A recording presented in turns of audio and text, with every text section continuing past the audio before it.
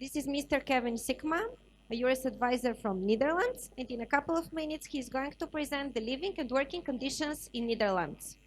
Okay, well that seems to be working. Good afternoon everyone, welcome. Thank you for attending the presentation about living and working in the Netherlands. I'm just going to see what's the best spot to stand. Here we go. Everywhere it's okay. That'll be better. All right, so from here you can see the screen hopefully. Hopefully everybody here speaks and understands English, because I don't speak a lot of Bulgarian, so I'm just going to stick to the English language. I'm here to tell you a little bit about working and living in the Netherlands, and hopefully by giving this presentation it gives you a bigger insight in what to expect and well, how it works in a hierarchy in the companies and where to find a job.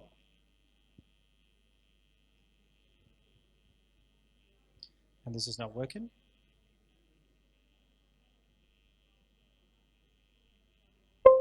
Thank you. There we are. Works better. My name is Kevin Sikma. I am the Euros advisor for the Netherlands that can be here today and tell you a little bit about our country and what we might be able to do for you. Our stand is located in the back of the hall here on the right hand side, looking towards the back. So if you have any further questions later on, please find us here and I'll be happy to explain some further opportunities for you. So we'll be looking at the Netherlands as an introduction, Euros itself, the Dutch labour market, how it stands and how it is at the moment, and of course living and working in the Netherlands. And what might be interesting for you to know, of course, is where and how to find a job. So Euros as a European employment service, well known to you, of course, because you're invited here by them today, consists of 32 countries in the European Union and provides a service in free mobility within the movement in these countries. I'll quickly skip through this because you've probably already been told this numerous of times today, and in the next couple of days this country might leave, so we'll just skip that one. As we look at the Dutch labour market at the moment, there is quite a low percentage of unemployed people, which means that the demand for skilled staff is getting higher and higher, and also companies become more open for people from different countries. The wages are slowly rising and the labour market tension is getting very, very tight, which means that there's a lot of vacancies and just not enough skilled staff to fill all of our positions. The numbers of vacancies are currently more than 250,000 and rising. When we look at the overall shortages overview, is we see, I don't think you can read this, it's actually quite small print, but it's mostly in the technical sectors, building services, healthcare, there's a lot of demand in there, but also in sectors like hospitality and industry. All in all, when you look at the Dutch labour market, you see that the amount of skilled staff is dropping and the amount of vacancies are rising, and this will continue to go on towards the end of the year, where you see that there is no other opportunity or no other chance anymore to find enough skilled people for the different jobs that we have. So when you look at the total overview in shortages and demand, if you compare it to the year before, all the areas in the Netherlands are in high demand for skilled staff. When you look at Europe, and that's the movement of course, interested candidates when they want to move to a different country, you see that the Nordic countries still have a lot of demand for skilled staff, whereas the countries in south of Europe have overview and more skilled people than, you know, that we'd like to get to the country. So the expectations for the next couple of months and also into next year is that the unemployment rate will keep dropping and that the demand and shortages will keep rising. Also creating more opportunities for people, for instance, out of Bulgaria to join the labour market in the Netherlands and add to the increase in filled positions and jobs and opportunities for people like yourselves. So who's permitted to work in the Netherlands? 32 countries, that's including the European Economic Area, Norway, Switzerland, Iceland and Liechtenstein, but also of course Bulgaria. You're free to work and live in the Netherlands for as long as you like and as long as you can, if you find the right job.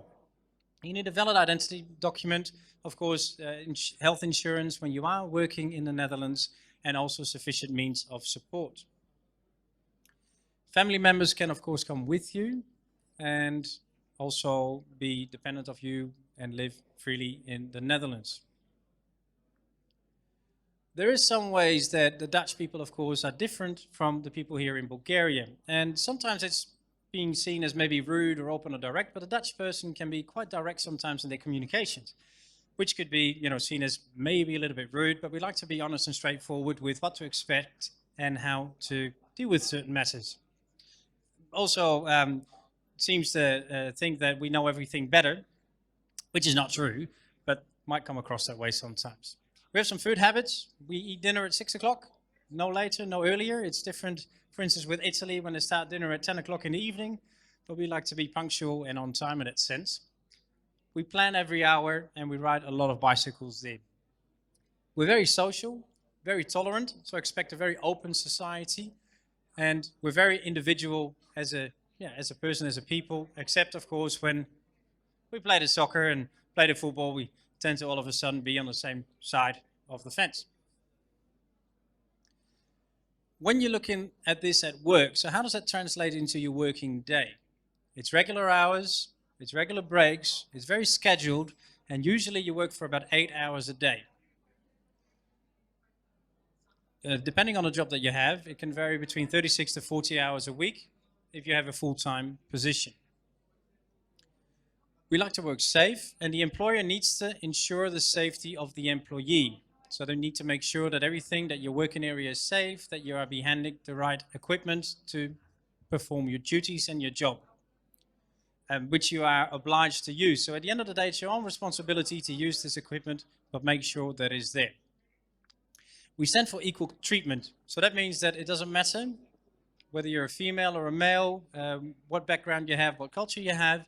According to Dutch law and legislation, you are treated equal, just as somebody from the Netherlands would be treated in the same position in this country.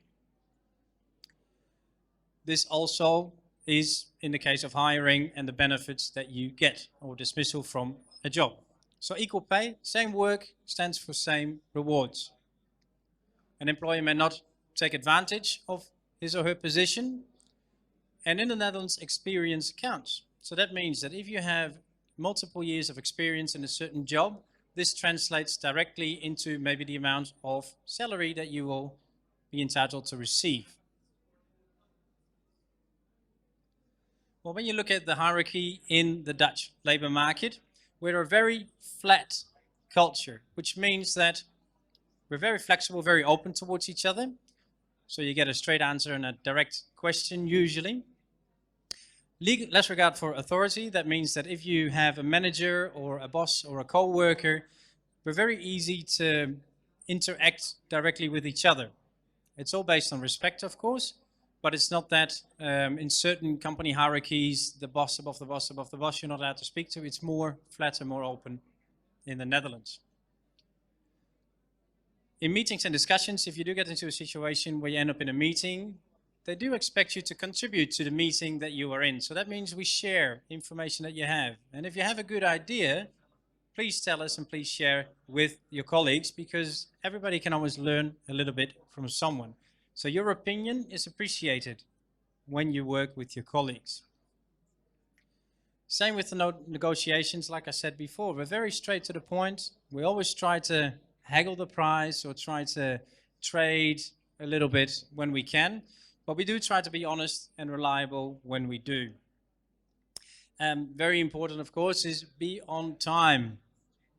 When we say we will be there at 5 o'clock, then please be there at 5 o'clock, because punctuality is something that we have in very high regards. And also never make a promise that you cannot keep. So it's easy to make a promise, but please, when you do, hopefully it'll be a promise that you can keep.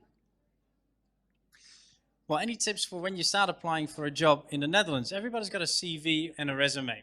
So what you do is you start with your last experience that you have in education or in work, and work your way down to the experience that has been quite a while. Mention your nationality. It's always good to know and to see where somebody is from.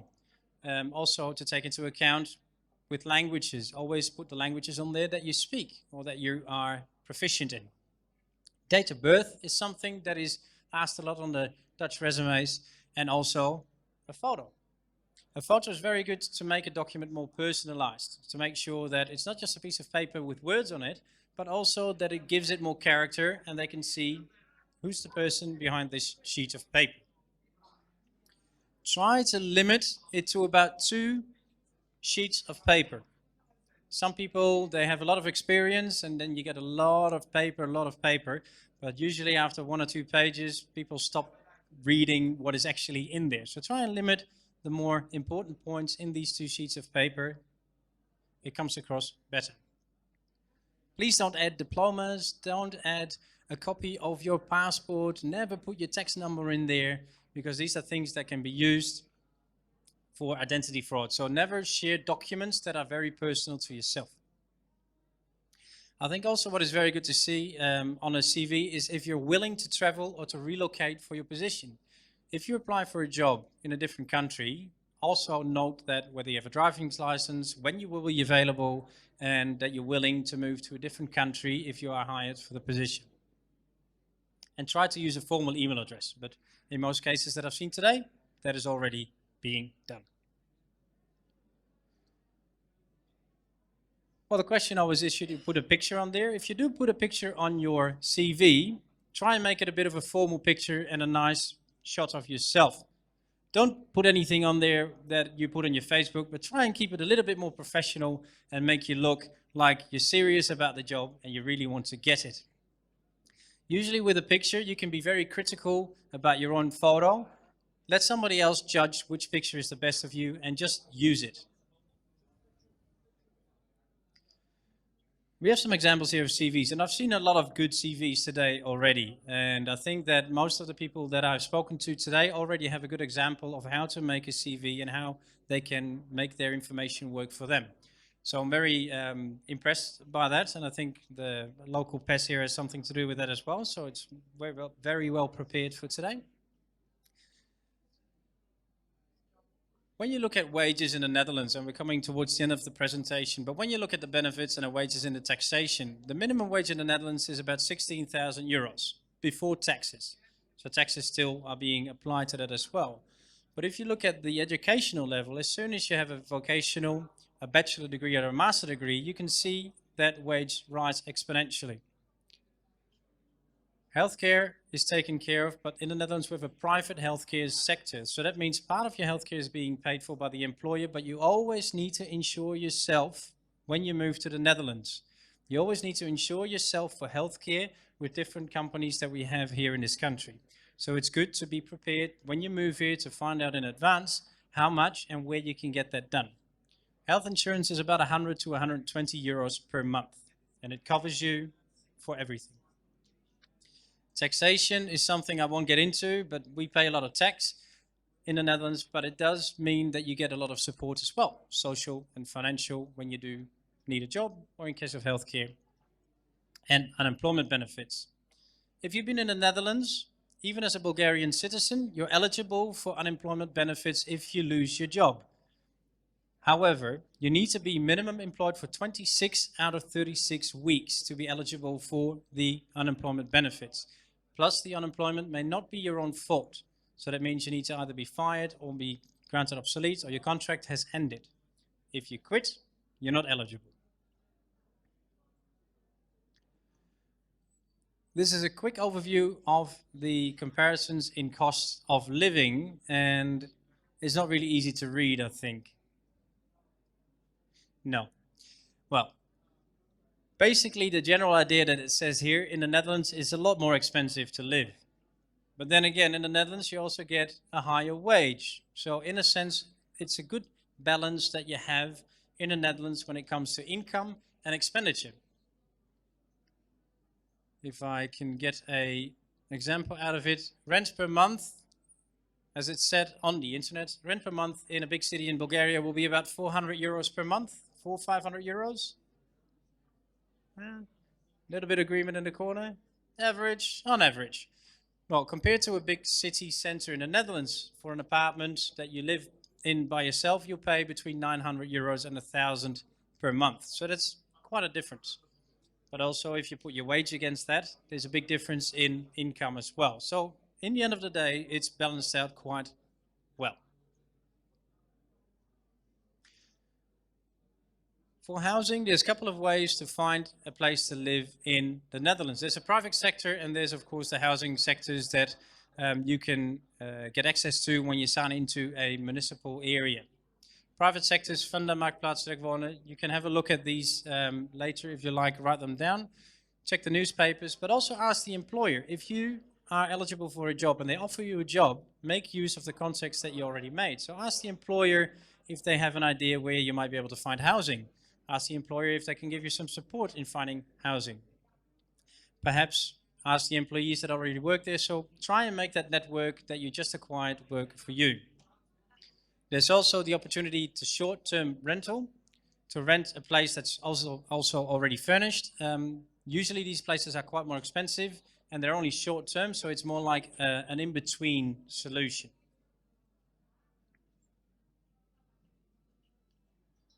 There are, of course, certain targeted mobility schemes, which I will not get into right now because this is another hour of information that I would have to share with you.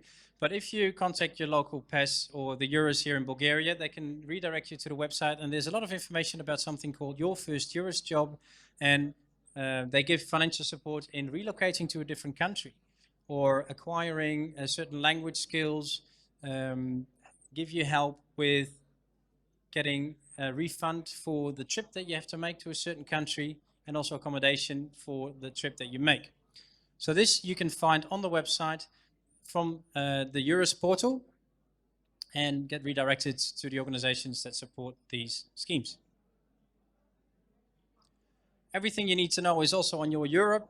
If you haven't checked this website out, it's got all the information that you need to find, not just regarding the Netherlands, but also for different countries within the European Union.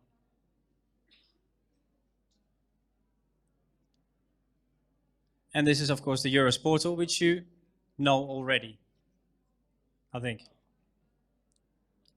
Right, so if you want to find a job in the Netherlands, there's a few websites that you can have a look at as well. Not just the Eurus portal, but these vacancy sites, they produce a lot of vacancies for different companies within the Netherlands.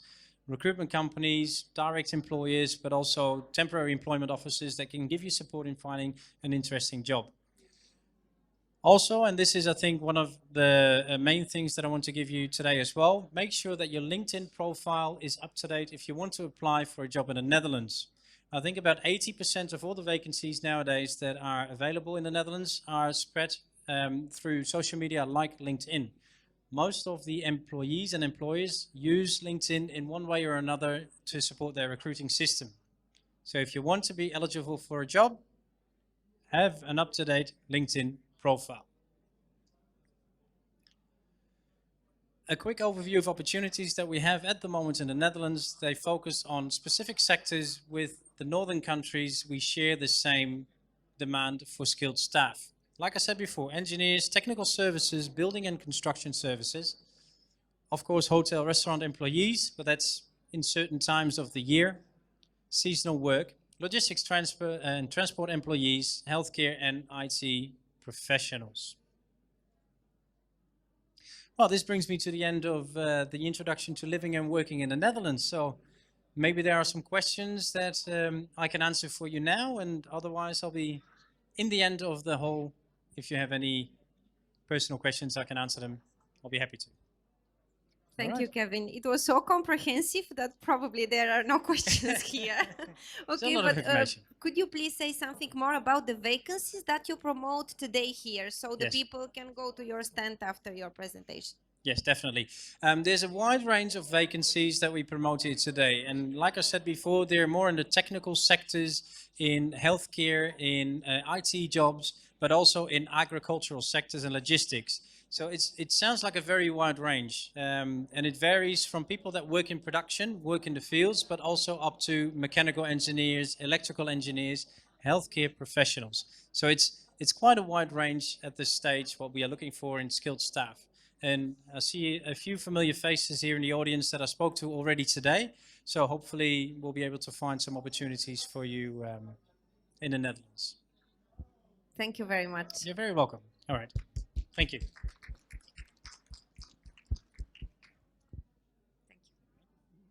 Okay, so now we are going to continue with the next country, Slovakia.